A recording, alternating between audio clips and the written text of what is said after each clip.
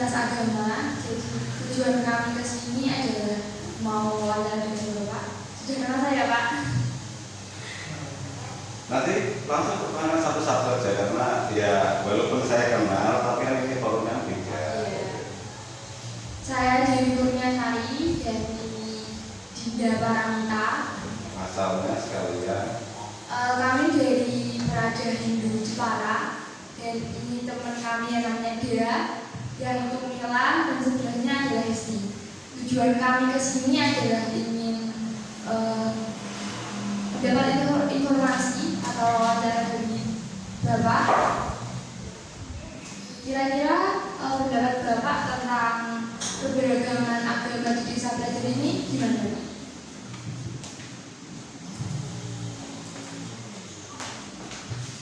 Terima kasih. Kami mewakili Jemaat Pelajar GKM Ponorogo. Ini saya perkenalkan diri dulu. Saya di sini namanya Widodo. Saya anggota jemaat dan saya juga pengurus. Saya sebagai bendahara di sini. Sebelum pertanyaan-pertanyaan dimulai, kami juga berharap berpesan ya. Satu, sebelum saya menjawab semua pertanyaan-pertanyaan, satu yang saya inginkan, ketepatan waktu dalam menjalankan tugas. Pesan saya satu, karena apa? Kita semua ini tahun ini ya, mulai tahun kemarin semua, kita harus disiplin dengan waktu, disiplin dengan, karena ada kondisi yang sekarang kita tahu kan, COVID. Sekarang Omikron, kalau kita tidak tepat waktu, lena sedikit, nanti masalah terjadi. Itu yang saya harapkan, karena mungkin mas-masnya belum tahu ya, belum memperkenalkan diri, nanti bisa memperkenalkan diri. Itu pesan saya. Dan untuk yang pertanyaan yang pertama, saya jawab untuk di Pajang, saya rasa lumayan dari segi pandangan saya. Untuk yang saya tahu di Pelajar ini memang kualitas, ada banyak agama. Dan saya sendiri berdampingan dengan lintas agama. Itu kalau di Pelajar lumayan, nggak begitu bagus tapi lumayan daripada yang lain. Ada yang lain untuk Bapak nggak begitu bagusnya itu dalam hal apa? Karena menurut kami ini jejak yang kemarin ya. Kalau yang datang kami tidak tahu. Itu kami pernah mengadakan Natalan 2 atau 3 tahun yang lalu. Ini kan berdekatan. Di gereja, sana masjid, musola. Kami masih mengadakan kebaktian Natal, dan itu pun cuma setahun sekali. Kami merayakan Natal di sebelah itu aja, waktu itu asal ya, jam 4 itu asal mengagetkan kami di sini, walaupun dekat jauh kan tahu.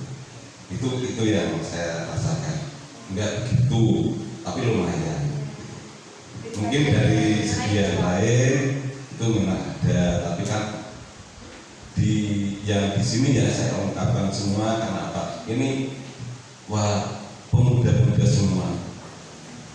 Saya kasih tahu di sini, mungkin ini yang dari Pelajar tahu, di belakang sini khususnya RT sini itu di bawah kan ada namanya makam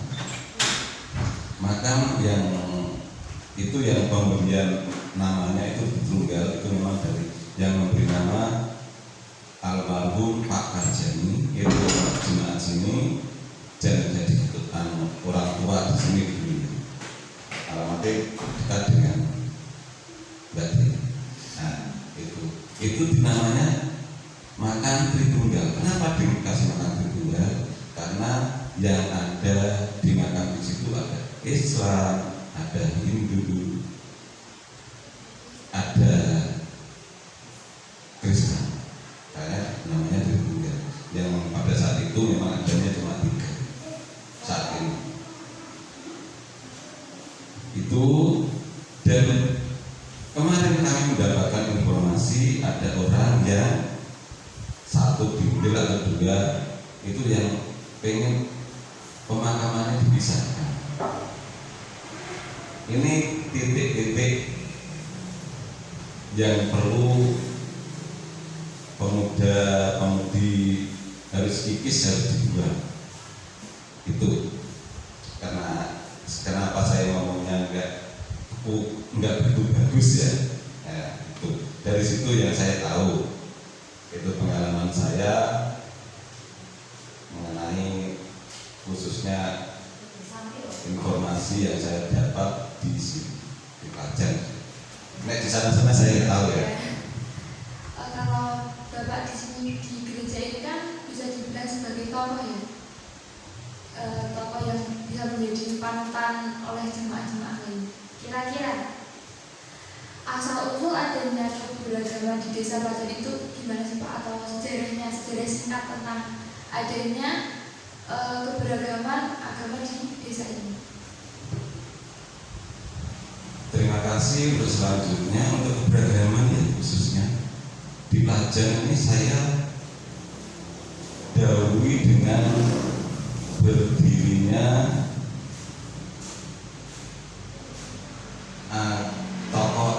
bukan tokoh ya, berdirinya agama Hindu di Klajen. Sebelumnya kan ada, tapi dari situ Bapak Prato almarhum yang dulu di Hindu, meninggalnya juga masih di Hindu, itu yang menjadi tokoh utama moralitas di Klajen, khususnya di daerah kami. Karena kalau dulu kan nggak ada cuma 1 yang untuk Klajen itu yang pertama mulai merintis Madya, dulunya budaya. Terus keberagaman itu dia yang mencetuskan karena ada agama yang lain, dan kami juga yang dari Kristen itu dulunya yang mengajarkan itu yang kesini itu memang panjang ceritanya, khusus untuk yang di gereja untuk Kristen itu panjang ceritanya. Itu ada orang namanya yang dulu menjadi pendeta di Klajen, pendeta di Monggo cabang Klajen, sini masih cabang di Dinus Marius Bule, itu orang Timur, itu yang mengajarkan. Tapi perjalanannya bukan hanya di situ, sebelumnya panjang. Terus bapak saya termasuk, terus banyak lah, tapi nggak mungkin saya sebutkan rekan saya ya, tapi intinya itu yang ada di Klajen, khususnya Kristen. Untuk yang Islam kami juga tahu sendiri bagaimana. Yang terakhir, kira-kira apa harapan Bapak untuk generasi milenial seperti kita ke depannya agar toleransi itu tetap kita bangun, jadi Indonesia itu tetap satu dengan kita yang beragam agama, suku dan budaya. Ini yang paling poin, yang paling penting dalam kita melakukan kehidupan berbangsa dan bernegara. Karena apa? Kita harus fanatik ketika kita berdoa. Mungkin seorang cewek kita ketika berdoa nggak fanatik kepada apa yang diajarkan. Contoh ya, seorang cewek yang ingat tuh ketika ibadah ingat pacarnya, apakah itu bagus? Kan nggak bagus. Doa itu kan harus fanatik. Intinya apa saya ngomong situ? Mungkin pemuda kalau dalam hidup dewasa saya ngomong ke istri atau suami. Kenapa? Kalau suami saya, anak istri saya itu paling cantik sedunia. Itu harus. Kalau istri, suaminya harus paling bagus sedunia. Itu harus fanatik itu. Kita dulunya juga ketika kita menjalankan ibadah kita, ketika kita masuk ke gereja, dalam masuk ke gereja kan ada beberapa macam. Masuk gereja cuma nongkrong yang salah di pelataran. Kalau di sini ketika saya masuk ke gereja dan beribadah, saya harus fanatik. Ketika saya keluar dari gereja, saya tidak beribadah, saya lupakan fanatik saya pada Tuhan. Kita harus bersama-sama di lingkungan. Karena apa, kalau di Kristen ya itu adalah dalam salib. Apa sih salib itu? Salib itu kan ke kanan, ke kiri, ke atas, ke bawah. Itu melambangkan diri kita. Dan orang Kristen itu harus berani memikul salib. Banyak orang Kristen tahu itu salib, tapi tidak berani memikul salib. Memikul salib itu membawa beban.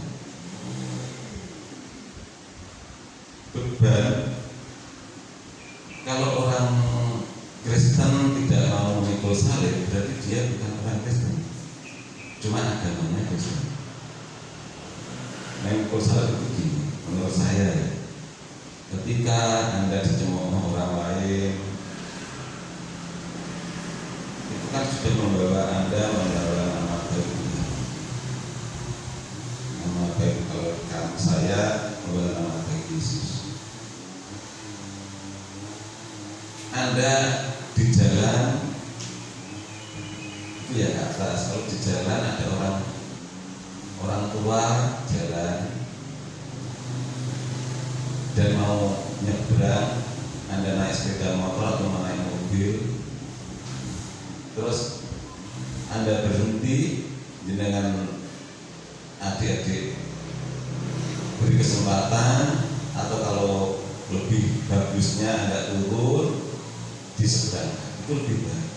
Itu salah satu memikul salib, dan itu adalah salah satu yang ke samping kanan, samping kiri. Kalau kita di gereja itu yang ke atas, samping kanan, samping kiri, itu salib. Mungkin masih banyak Pak. Ketika orang Islam ya, orang Islam ketika mau sholat itu harus fanatik. Tapi ketika di luar kita sholat, misal saya orang Islam, ketika saya nggak sholat dan di luar saya melakukan ibadah sholat, itu saya seharusnya bukan fanatik. Apa itu ya yang menurut saya. Dan saya katakan lagi, untuk ini memang harus berlatih. Untung jenengan bisa kesini ketemu saya, ibaratnya gini enggak, Mas. Kalau ada dulu saya ada pernah pepatah itu kata ya. Ketika kata itu dalam menurun, dia kan suaranya paling gede, paling bagus. Ketika keluar kan nggak ada apa-apanya. Di luar lebih, mungkin saya di sini mungkin paling pintar. Kayak saya keluar itu belum ada apa-apanya. Demikian mungkin ilmu, mungkin pengetahuan saya agama di Kristen. Saya fasih, misalnya ya, tapi saya terus kan nggak begitu karena saya pun cuma biasa, bukan mempunyai itu. Ketika saya fasih di gereja, tapi kalau keluar nanti bisa nggak tahu apa-apa. Demikian untuk masih yang non Kristen, yang Islam maupun yang Hindu, itu kan demikian juga. Nanti ketika kita keluar kan bukan hanya satu jenis yang saya tahu.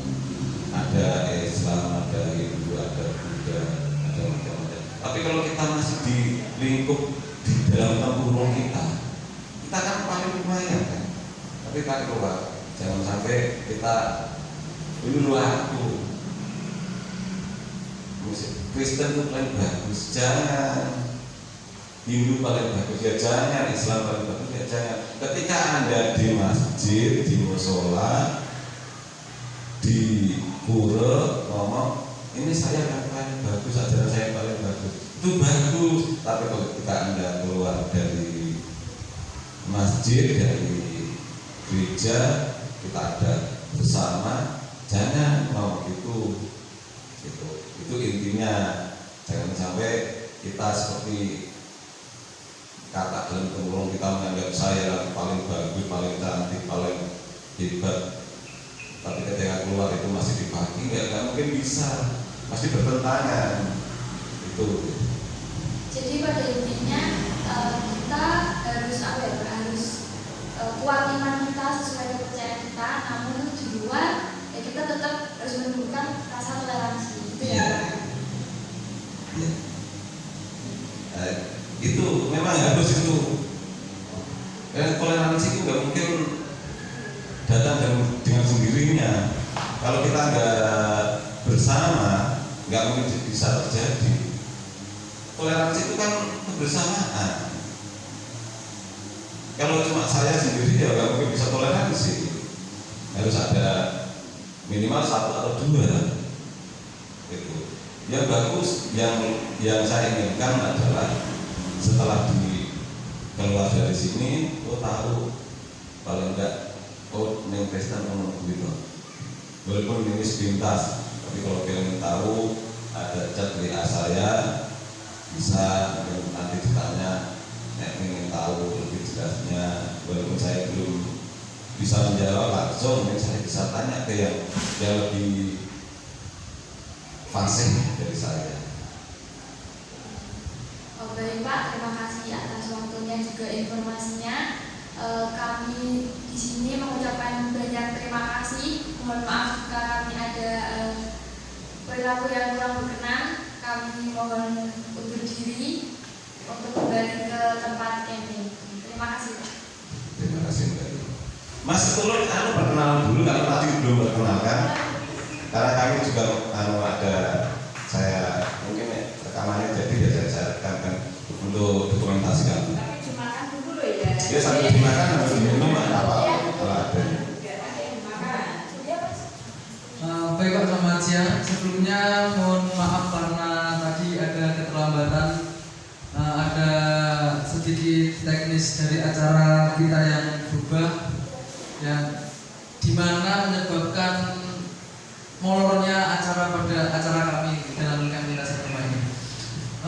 Kedua kalinya kami berterima kasih kepada Bapak karena kami sudah mendapatkan sebuah pengalaman ataupun sesuatu yang tidak kami ketahui sebelumnya. Tentunya khususnya buat saya yang memang dari kecil itu hidupnya di pesantren, dan dengan adanya Kampintas Agama ini itu membuat wawasan saya menjadi lebih luas.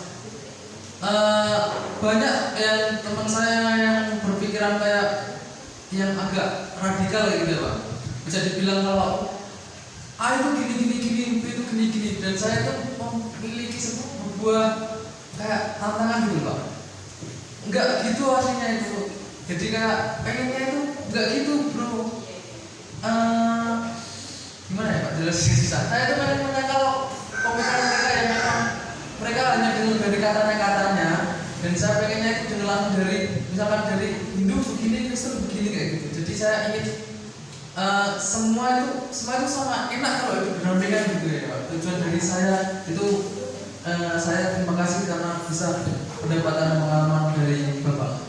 Sebelum Pak saya lupa perkenalan. Sebelumnya nama saya Muhammad Iqbal Amin, bisa dipanggil Iqbal. Terus di situ saya berasal dari Melombo, Sukuro Pak, arah Pantai Belembak. Terus itu ada Mas Rijal yang namanya Kuasen. Terus Mas Bayaki berasal dari Bugis Pak. Siapa nama? Bayi Haki. Bayi Haki. Gitu Pak. Baik Pak, terima kasih. Ya itu intinya. Kalau ya kemarin ada kasus yang ini nyinggung sedikit tapi nggak masalah untuk pengalaman ini. kasus yang nendang sesajen iya.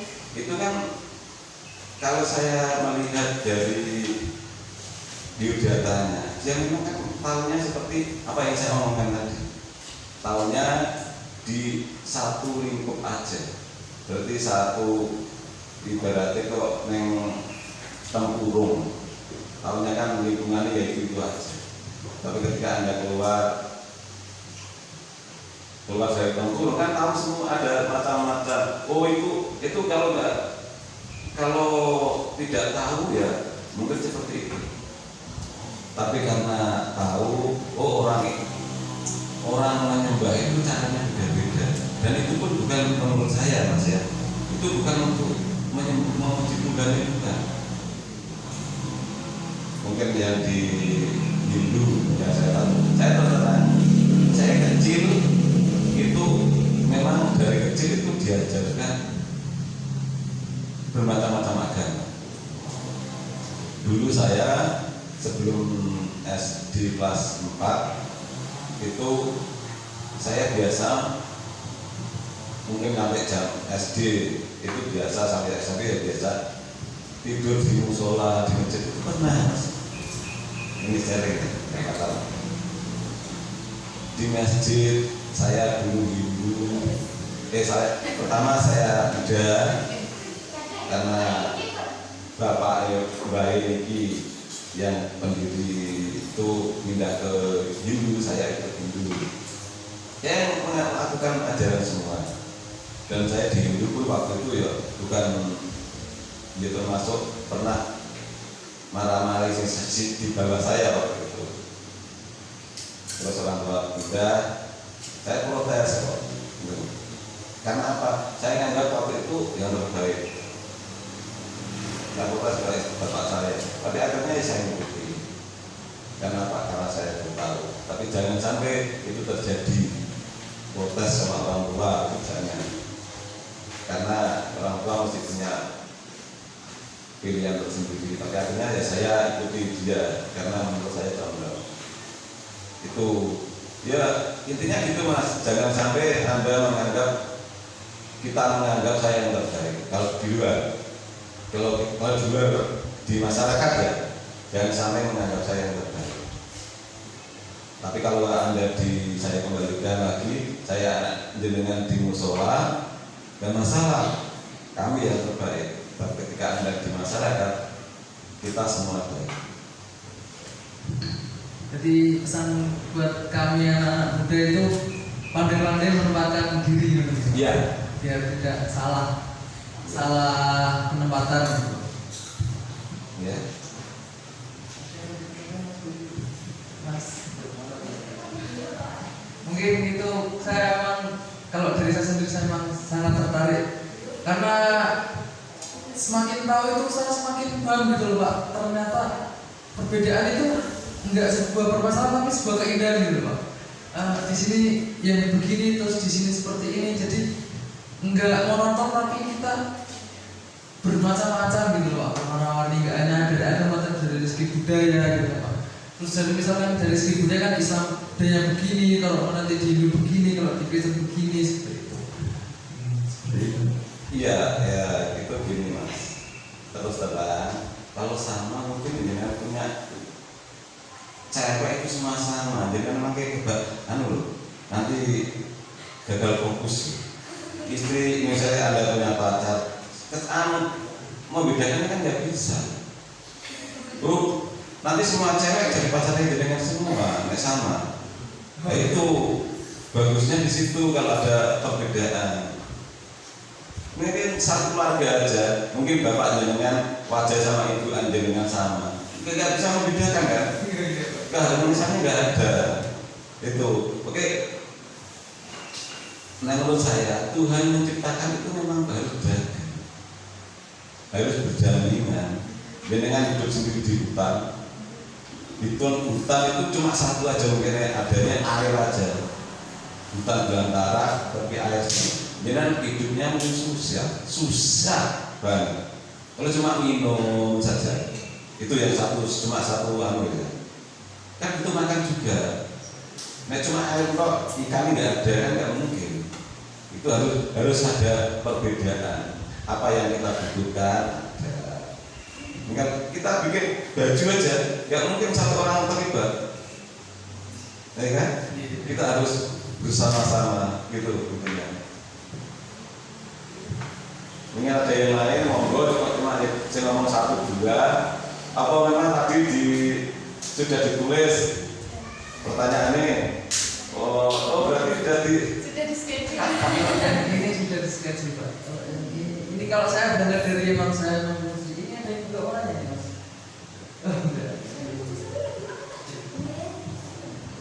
Kalau nggak ada, mari kita tutup menurut doa, menurut agama. Saya akan boleh juga karena saya yang buka. Nah, mari kita berdoa menurut agama dan kepercayaan kita masing-masing. Dan saya yang Kristen, saya menurut doa saya. Tuhan adalah kami yang bertata di kerajaan surga. Kami datang kepadamu Tuhan, mengucapkan syukur dan terima kasih atas kedatangan anak-anak muda ini. Kiranya Tuhan memberikan perjalanan kepada anak-anak muda ini untuk keluar dari sini dan mampu untuk memberikan contoh yang terbaik di dalam kebersamaan, kerukunan antar umat beragama. Karena tidak mungkin Tuhan bila Engkau yang berkehendak, semua akan terjadi. Kami menyerahkan acara anak-anak ini dalam tangan kuasa-Mu selanjutnya sampai selesai, khususnya bisa baca dan sampai pulang ke rumahnya masing-masing dalam hidup bertetangga, bermasyarakat dan berbangsa. Kami menyerahkan hanya di dalam nama Tuhan kami Yesus Kristus Juru Selamat kami. Amin. Terima kasih.